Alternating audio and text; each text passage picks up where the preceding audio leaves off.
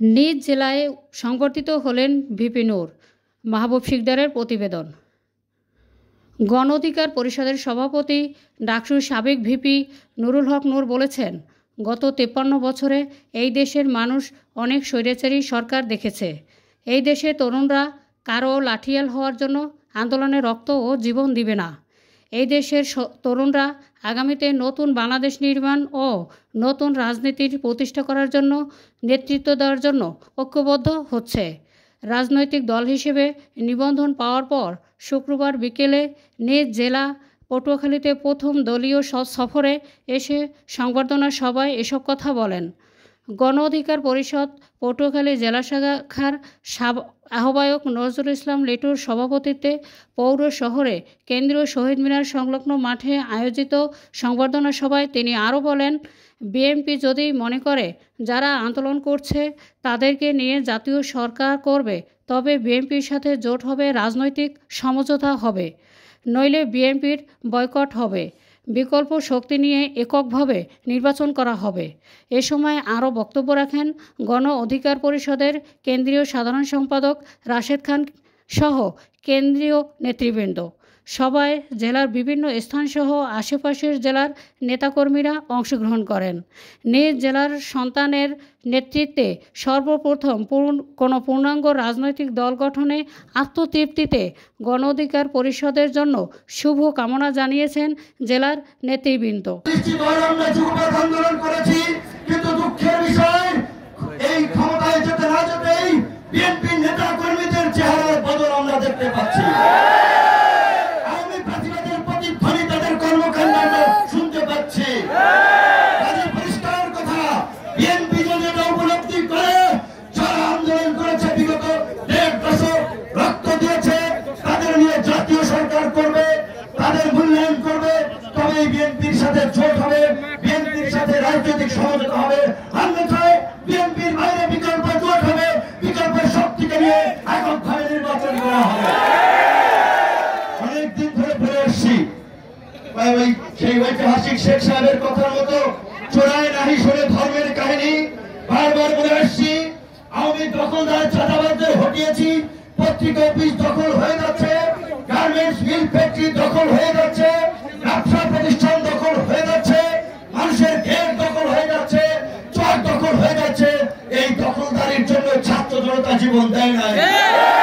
কিন্তু এই যে চোরাই নাই শুনে ধর্মের কাহিনী যারা এগুলো করছে তাদের কানে যাচ্ছে না। সরকারকে আমরা অনুরোধ করব, অবৈধ অস্ত্র উদ্ধারের জন্য যেমনি ভাবে যৌথ বাহিনী নামানো হয়েছে, অনতিবিলম্বে এই দখলদার চাঁদাবাজ মাফিয়াদের দমন করার জন্য এই যৌথ বাহিনীকে দিয়ে সন্ত্রাস বিরোধী কার্যক্রম পরিচালনা করতে হবে। আজকে চিন্তা করতে পারেন, আমরা যে সংগ্রাম করেছি, যে আন্দোলনের নেতৃত্ব দিয়েছি, আমি আমাদের জেলায় আসবো, সেইখানে আজকে বাধার সৃষ্টি করা হয়। আমার দলের নেতা কেন্দ্রীয় আইন সম্পাদককে মিথ্যা মামলার আসামি দিয়েছে আশুলিয়াতে, ব্রাহ্মণবাড়িয়াতে আমাদের নেতা কর্মীদের পোস্টার ছিঁড়ে ফেলেছে, আরো কয়েক জায়গায় এই ঝামেলা ঘটেছে। আমার খালু লাউকাঠি থাকে, ইউনিয়নের পার্টি নেতারা সাথী নেতারা তাদেরকে হুমকি দিচ্ছে। তোমরা পার্টি নেতা, তোমাদের টপ লিডাররা আমাদের সাথে দেখা করার জন্য, মিটিং করার জন্য সময় চায়, উপজেলা পর্যায়ের জেলা পর্যায়ের পার্টি নেতা সাথী নেতা সেই সেফাতুল্লাহর মতো বললে সুপারিক মুদালিক সেই রকম টাইপের নেতা পাটনা গজিয়েছে, পাটনা ভেঙে যাবে, পরিষ্কার ভাবে বলে দিচ্ছে। একেবারে সুতার মতো সোজা করে ফেলাবে ছাত্র জনতা। দখলদার মাস্তান চাঁদাবাজের জায়গা এই নতুন বাংলাদেশে হবে না। আমি পটুয়াখালী ডিসিএসপি সহ সকল প্রশাসনকে বলবো, এই যে খেয়াঘাট, লঞ্চ ঘাট, এই সমস্ত জায়গায় 2 লাখ টাকা, 1 লাখ টাকা, 50,000 টাকার টোল প্রতিযোগিতা করে 20 লাখ, 50 লাখ, 1 কোটি টাকায় ডাক উঠিয়ে তারা একটা বাণিজ্য করে। এই খেয়াঘাট, লঞ্চ ঘাটে কোনো ডাক চলবে না।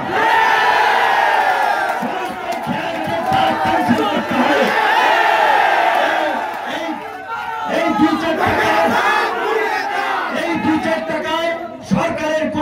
কিচ্ছু আসে যায় না।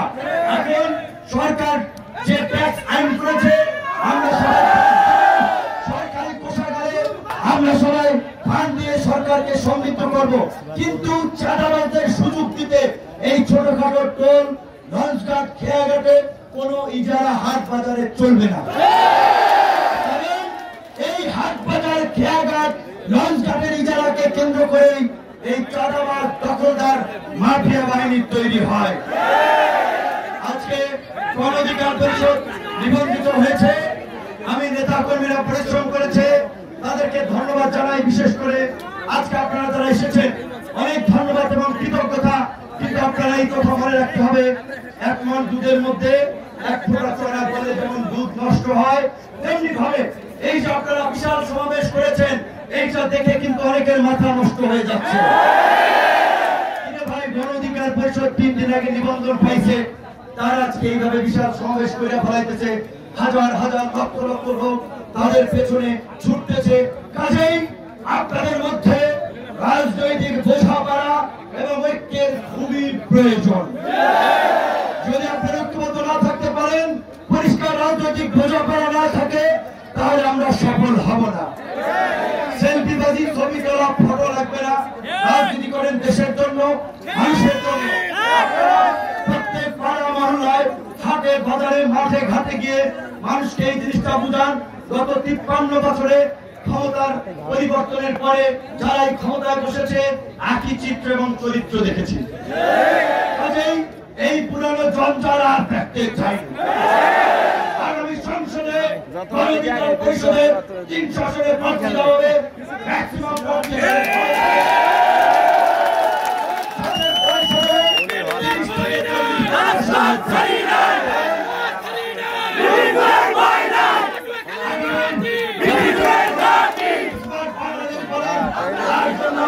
তরুণদেরকে সংগঠিত হবে। কাজী যারা এমপি নির্বাচন করবেন, উপজেলা নির্বাচন করবেন, পৌরসভা নির্বাচন করবেন, এখন থেকে জনগণের কাছে যেতে হবে, জনগণের কাছে নিজেকে তুলে ধরতে হবে। 10টা মোটরসাইকেল নিয়ে শোডাউন দিলেই জনগণ আপনাকে ভোট দিবে না। সিগারেট টানলেই কিংবা 50 জন ছেলে কিনে রাউন্ড দিলেই জনগণ ভোট দিবে না। জনগণের জন্য কাজ করতে হবে, জনগণের মনে জায়গা করে নিতে হবে, সেটা কাজের মাধ্যমে। কাজেই ছাত্রলীগ, যুবলীগ, আওয়ামী লীগ যে ফ্র্যাঙ্কেন স্টাইলে রাজনীতি করেছে, আপনারা যদি সেটা অনুসরণ করেন, আপনারা জনগণের দ্বারা প্রত্যাখ্যাত হবে। আপনাদের প্রতি অনুরোধ থাকবে, আপনারা জনগণের সমস্যা নিয়ে কথা বলেন, জনগণের পাশে থাকেন, জনগণের জন্য কাজ করেন। যারা গণবিরোধী কর্মকাণ্ড করে, গেট দখল করে, চর দখল করে, দোকান দখল করে, বাসস্থান থেকে চাঁদা তুলে, তাদের বিরুদ্ধে জনগণকে নিয়ে ঐক্যবদ্ধ করুন এবং জনগণকে এই মেসেজটা পরিষ্কার ভাবে আপনারা তাদের উপলব্ধিতে নিয়ে আসতে হবে। এই সাধারণ জনগণেরই অসাধারণ ক্ষমতায় আছে, তাদের ভোটে জনপ্রতিনিধি, সেটা মেয়র হোক, কাউন্সিলর হোক, চেয়ারম্যান হোক, এমপি হোক, নির্বাচিত হয়। কাজী তারা যদি ভালো মানুষগুলোকে ভোট দিয়ে নির্বাচিত করে সমর্থন করে, তাদের মাধ্যমে আগামীতে একটা নতুন বাংলাদেশ গড়ে উঠবে। সেই ক্ষেত্রে নিজের ঢোল নিজে পিটাইয়া বলবো না আমরাই সর্বসেরা, আমরাই সবচেয়ে বড়। আমার কথা, আমাদের কথা হচ্ছে, যারা ভালো কাজ করে, যারা ভালো মানুষ, যাদের দ্বারা সমাজ এবং রাষ্ট্র উপকৃত হবে, তাদেরকে আপনারা বাছাই করুন, তাদের পেছনে থাকুন, তাদেরকে ভোট দেন। আজকের এই প্রোগ্রামটি দেখেছেন দূর দূরান্ত থেকে আসায় অনেক লেট হওয়ায় আসলে অল্প সময় শেষ করতে হচ্ছে। প্রোটোকল মেনটেন করে আমাদের অনেক নেতা কর্মী যারা দীর্ঘদিন ধরে মামলার শিকার হয়ে আমাদের ছাত্র, যুব, শ্রমিক অধিকার পরিষদের নেতৃবৃন্দ এই সংগঠনকে আগলে রেখেছে। এই গত বছরও এই আপনারা আমাদের অফিসে হামলার শিকার হয়েছে। এইভাবে সারা বাংলাদেশকে সংগঠনকে আগলে রেখেছে, গড়ে তুলেছে, তাদেরকে ধন্যবাদ দিয়ে সাংবাদিক ভাই বন্ধুরা যারা আমাদের মতো তরুণদের উত্থানকে ইতিবাচক ভাবে প্রচার করেছেন, তুলে ধরেছেন, আপনাদেরকেও একটা কথা বলবো, এই মুহূর্তে সরকার, প্রশাসন, রাজনৈতিক দলের পাশাপাশি রাষ্ট্রের চতুর্থ স্তম্ভ হিসেবে, ওয়াচডগ হিসেবে গণমাধ্যমকে অন্যায়, অবিচার, দুর্নীতি, দুঃশাসনের বিরুদ্ধে সোচ্চার থাকতে হবে। তবেই আমাদের কাঙ্ক্ষিত দুর্নীতি, দুঃশাসন মুক্ত, কল্যাণমুখী আগামী সমৃদ্ধ বাংলাদেশ গড়ে উঠবে। আসসালামু আলাইকুম।